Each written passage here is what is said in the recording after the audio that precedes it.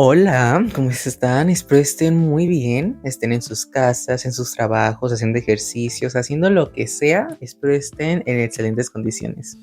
El día de hoy nos encontramos aquí una semana más para hablar de una persona, una celebridad, un ícono mexicano, un ícono LGBT del cine, de la actuación, del doblaje, una persona que pasó de ser un actor promesa en Televisa a hacer cabaret, a interpretar la mismísima voz de Edna Moda. El día de hoy hablaremos de Darío de Pie.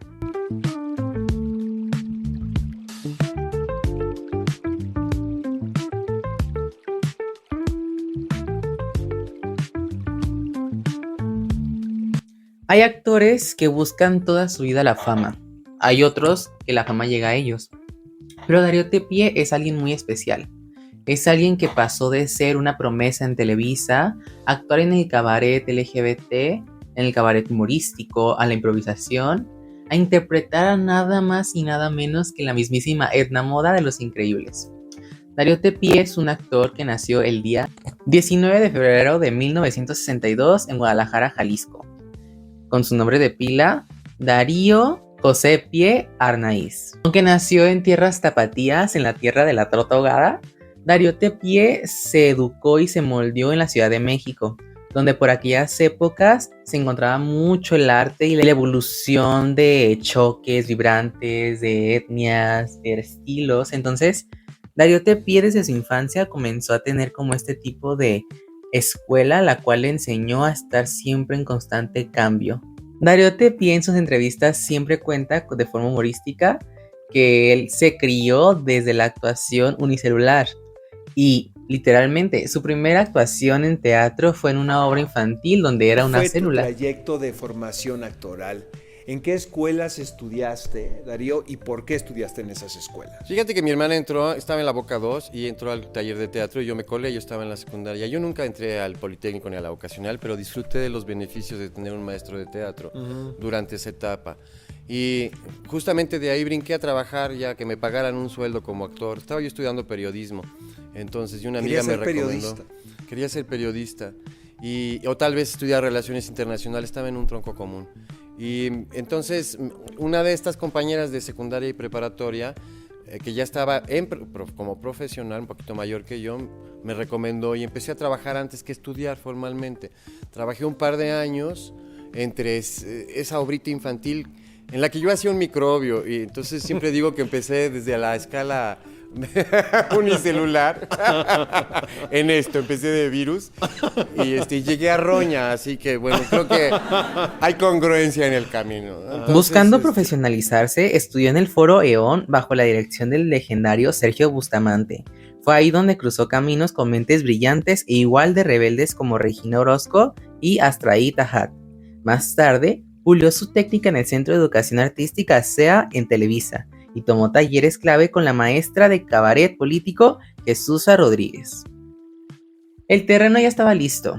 Darío Tepié le gustaba mucho la improvisación, actuar y hacer las cosas bien, hasta ese momento. A finales de los 80s, durante los 90s, Darío Tepié, su enseñanza en el CEA, una reclutadora de personajes, lo arrastró a la pantalla chica, haciendo su primera aparición en una novela, la cual... en interacción. Yo no creo que yo haya venido a ser actor. Yo creo que vine a aprender a amar y a perdonar cosas de vidas pasadas, básicamente. Y tuve que, no sé, de alguna manera tener un tipo de talento para poder participar, porque si no, no cuaja la situación. No conoces a la gente con la que tu vida va a dar giros inesperados y ese es el gran aprendizaje. Claro. Para mí el compromiso de la actuación es como el instante mismo de estar frente a la cámara o frente al público. Y yo no soy actor ni de antes ni de después. O sea, ¿sabes? Hay gente que es actor todo el día y yo no. Yo soy yo el resto del día. Muchos me califican de frívolo por esto. Aún así lo hago con mucha entrega en el momento en el que hay que hacerlo, ni antes ni después. No creo en el actor que se queda pegado en el personaje, aunque me he propiciado algunas experiencias así. En alguna fiesta llegué disfrazado de la doña Y toda la noche estuve fregando con el personaje, pero porque yo quería, no porque estuviera loco. Durante años, Darío Tepié fue rostro de grandes producciones de telenovelas en Televisa, como lo son Balada por Amor, Ángeles sin Paraíso y Marea Brava. Al mismo tiempo que el cine tocaba ya su puerta. Participó en películas aclamadas por la crítica como Principio y Fin de Arturo Ripstein o la entrañable Santitos. O como él lo dice, la película que más detestó hacer, La caca con capsu. La papa con capsu. Peligrosa, controvertida y loquísima película de Gloria Trevi. Para toda la familia, una papa sin capsu. La caca con capsu. La papa con capsu, la película de Gloria Trevi. Esta película la aborreció demasiado actuar porque para empezar él no quería actuar en ella. Lo hizo por un favor que le hizo una amiga. Este favor le costó muy caro porque una vez que le dieron el guión y le dijeron qué personaje tenía que hacer, lo aborreció desde un principio. Las jornadas de trabajo eran pesadas y además la misma Gloria Trevi, él mismo dice que era una persona muy irritable, muy grosera, que no respondía y que todos los directores, en especial Cho Andrade, cuando ella se equivocaba le echaba la culpa a los demás del elenco, nunca asumiendo la culpa de la misma Gloria Trevi. Esta experiencia la relata Darío Tepié como una experiencia horrible, de las peores que ha tenido en la actuación. Y si su rostro o su voz se te hace muy reconocible, es porque en 2004 interpretó a Edna Moda de Los Increíbles para Pixar. Este papel... Muy bien, muchas gracias, muy contento por estrenar por esta segunda entrega de Los Increíbles. ¿Cómo llega Edna Moda a tu vida, nene?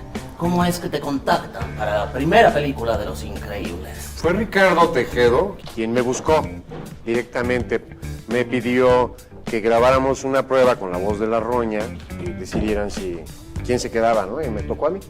Para Así fue. Este Así de papel sencillo. se lo dieron a él debido a que él tiene un personaje muy especial que seguramente la gente que me está viendo que tiene entre 25 y 40 años van a conocer perfectamente. Estoy hablando de la Roña. La autoestima, digamos, o la autosobreestima. Creo que es lo más importante. Mira, no se aprende fácil, ¿eh? Uno puede tener la apariencia que tú quieras, pero de repente todos somos personas. Todos tenemos en algún momento algo que nos impacta y que puede dañar justamente este tema, este territorio, que además es íntimo. Muchas veces ni se nota. Hay gente que es profundamente extrovertida, payasos, la fiesta, y que en el fondo son gente muy tímida. Eso lo tendríamos que analizar caso por caso. Pero en mi caso, mi mayor virtud, una cosa natural, es la dignidad, el respeto a mi voluntad, a los límites que te da el progreso, desde luego, porque si eres un niño, pues, ¿qué vas a saber? Confías en tus padres, ¿no? O en su autoridad, o en el miedo, o en lo que sea, te repliegas. Pero luego conoces un poco el rancho y entonces ya sabes qué güeyes sí, qué güeyes no. Y entonces empiezas a entender quién eres tú. Creo que es mi principal virtud. Tal vez hasta mi principal defecto. De la Roña. La Roña es un personaje inspirado en María Félix, la grandísima Doña. Este personaje surgió después de que Darío Tepié en los 90 trabajaba mucho en los cabaret, por lo que en los cabaret es muy común que hagan como cosas que están pasando en la actualidad, sátiras, parodias, etc. A finales de los 90, a mediados finales de los 90, se hizo la famosa entrevista de la última tocada de María Félix con Verónica Castro. Bienvenidos Esa entrevista. a una noche diferente, una noche espectacular. La bella Verónica Castro nos trae como invitada especial a la doña María Bonita, María Félix, que nos cuenta todo, una confesión sin límite. Descubra los grandes secretos de la diva del cine mexicano y pase una noche como ninguna en La Tocada Especial. Verónica Castro. Esa entrevista, pues claro, causó mucho revuelo porque fue una entrevista muy larga, una entrevista en la cual se revelaron secretos. Después hablaremos de esa entrevista. Pero de esa le dejaron a Darío Tepié, junto con a otra persona que estaba en el cabaret con él, hacer una función inspirado en. Por complexión física, por apariencia, Darío Tepié adoptó el papel de la doña. En este papel fue un papel simplemente paródico en el que imitó a la doña, investigó su forma de hablar, la simuló, la supo emular y a la gente del cabaret le encantó. Siguió haciendo este personaje por mucho tiempo hasta que en 2002 murió la doña, la verdadera María Félix.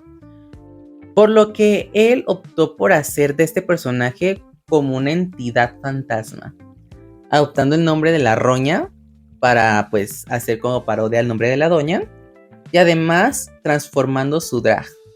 Este drag, él nos platica en una entrevista cómo está diseñado, pero en su maquillaje tiene animales, tiene 2 gallos peleando, tiene ojos por diversas partes de su cara, tiene dedos de muerto, se le ven los dedos de muerto, tiene mucha joyería, tiene las medias rasgadas, por lo mismo, porque es un fantasma. Y al ser un fantasma... ¿Y cómo se te ocurre? Bueno, porque eres un hombre de teatro. Yo creo que es la máxima escuela para un actor. Definitivamente, sí. ¿Cómo se te ocurre hacer a la Roña? ¿Cómo esta imaginación y esta creatividad te llevan a hacerla así, a maquillarla así, a vestirla? Cuéntame todo ese proceso. Lo vas haciendo poco a poco, pero sí fue un toro, porque yo trabajaba en un lugar que se llamaba El Hábito y como regular ya llevaba, creo que ya un par de años ahí. La jefa, Jesús Rodríguez, y Liliana Felipe, su esposa, se fueron a Argentina un mes. Dejaron a otro grupo. Nosotros cerramos temporada, trabajé con Cachirulo, con Divino Viejito, en ese entonces. Hicimos un show para adultos de Cachirulo, tuvo mucho éxito. Cerramos temporada, ya se van de viaje y ya habían entrenado a otro grupo para que estrenara el día fuerte, que era el siguiente viernes. Sí, el siguiente viernes. Estábamos los viernes y los sábados, ya no me acuerdo. Entonces, ese mismo sábado se hace la entrevista entre Verónica y María. Entonces yo no voy a ese estreno, digo, y voy la semana que entra. Pero al día siguiente me habla, fíjate, todo se acomodó. Y entonces me habla la gerente y me dice, lo de ayer fue un fracaso, jitomatazos, no tenemos show para la semana que entra. Y Jesús regresa en un mes. Entonces, vénganse tú, nos convocó a los que estábamos de regulares, La Pajarita, Francis Laboriel, Pilar Bolívar, Juan Carlos Castillo, gente con la que después en el tiempo trabajé mucho.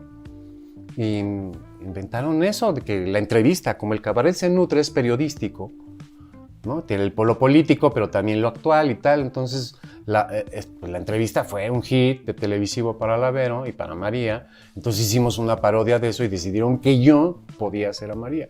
Yo me pasé muerto del miedo toda la semana que transcurrió.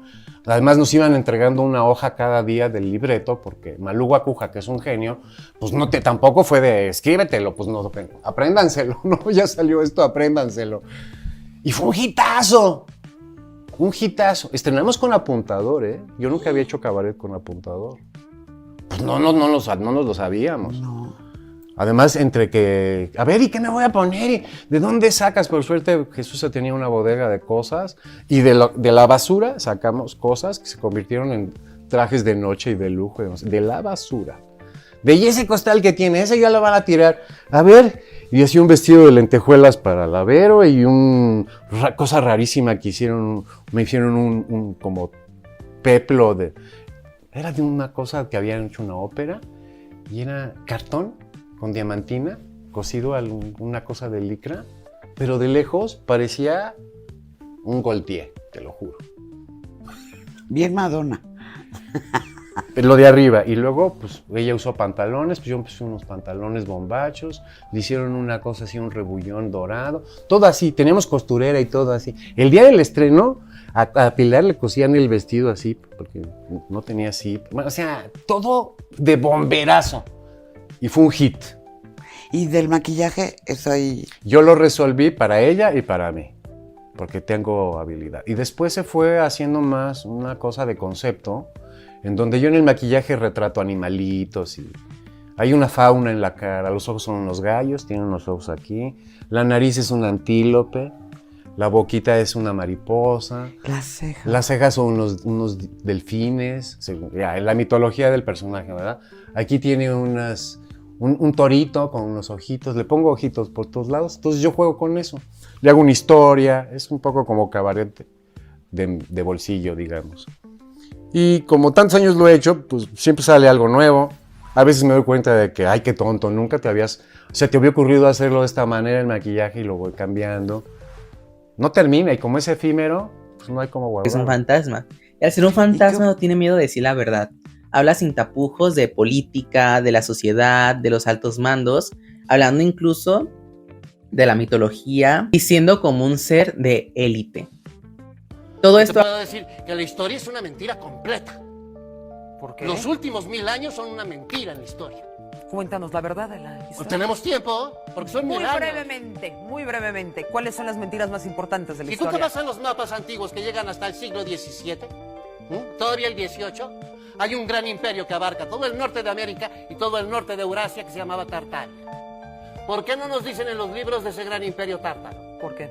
¿Por qué? Porque generaban energía libre y limpia, gratuita, que además no nada más alimentaba chimeneas, máquinas, lo que tú quieras, focos para tener la luz, sino además alimentaba al cuerpo. Todavía hay un zoológico en Alemania, en Berlín, en donde están las construcciones que se usan para captar esa energía, y tú vas ahí, todo el mundo está contento, las jirafas no envejecen.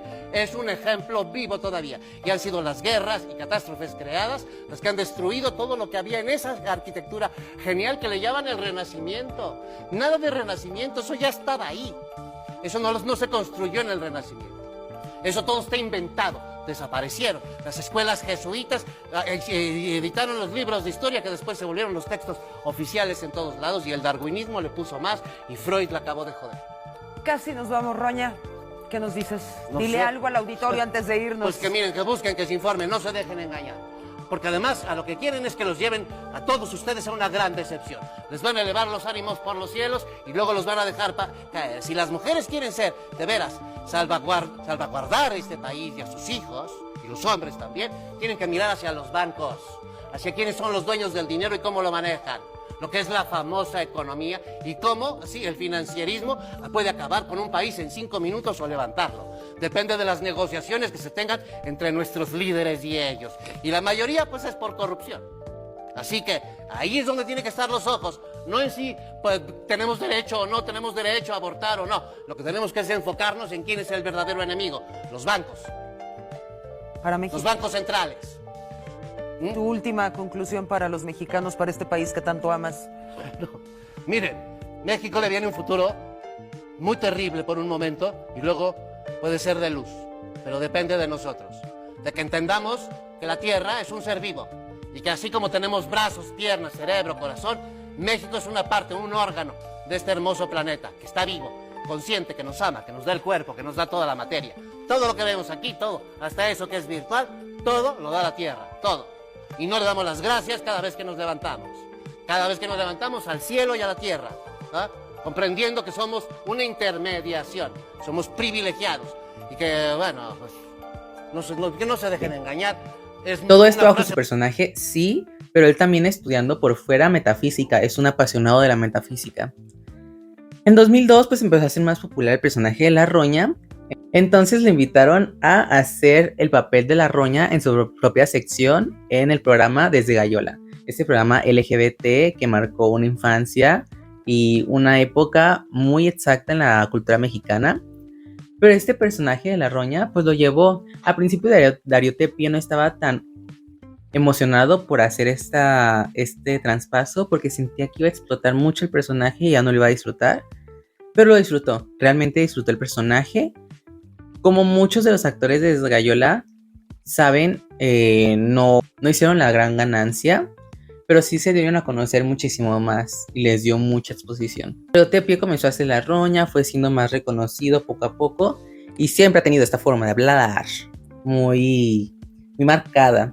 Entonces los productores de Televisa vieron esa forma peculiar de hablar y lo que hicieron para el personaje de Edna Moda, dado que pues la Edna Moda, pues su papel es ser modista y ser muy culta, similar a La Roña, al personaje de Darío Tapia. Después de esto, comenzó a aburrir la televisión y el tener que estar usando guiones, por lo que decidió seguir su faceta en cabaret, hacer sus propios espectáculos, porque le fascina la improvisación. Es una de las cosas que tiene, que disfruta mucho hacer. Y como él lo ha dicho, va a dejar de ser actor el día que no le guste. Y el día que no le guste ser actor, ya no va a regresar a hacerlo. Su filosofía de vida es que va a hacer las cosas que le hacen feliz en su momento. Si el día de mañana quiere ser astronauta, pues va a ser astronauta, ya no va a dedicarse a lo que se dedicaba anteriormente. Entonces, desde ahí, su vida se ha enfocado en hacer teatro, en hacer diversas giras, en enfocarse en el personaje de la Roña mayormente porque se lo piden mucho, pero además también de ser un referente, porque él, además de ser un personaje entrañable como es la Roña y Edna Moda, él tiene una actuación maravillosa, muy elocuente, muy dinámica, tiene una manera de pensar muy lúdica, su manera de hablar atrapa al instante. Podemos ver entrevistas en las que podemos verle hablando y hablando y no se cansa de hablar. Y muchas de las cosas, claro, entre comedia, entre que no, son reales y son verídicas. Lo que dice Darío Tepié es que le gustaría dejar como un despertar en las personas más allá del entretenimiento, que claro, el entretenimiento es muy importante porque te ayuda como a liberar tu mente, abrirla, pero si dentro de ese entretenimiento te puede dejar algún tipo de enseñanza, Darío Tepié lo va a hacer. En la actualidad, a partir de 2020, Darío Tepié comenzó a tener su canal de YouTube. Ahora mismo se dedica a hacer entre entrevistas, a hacer en vivos, a hacer charlas, a hacer conferencias. Pero en realidad es una persona la cual es muy admirable en el sentido que nunca se ha quedado estancada, siempre está haciendo cosas nuevas, está haciendo lo que le hace feliz como humano básicamente, y es una forma muy admirable de trabajar porque si bien fuera por dinero, andaría por la vida haciendo la Roña todos los días, pero no, lo disfruta y afortunadamente le ha dicho en reiteradas ocasiones que va a dejar de hacer la Roña cuando ya no quiera exprimirle más.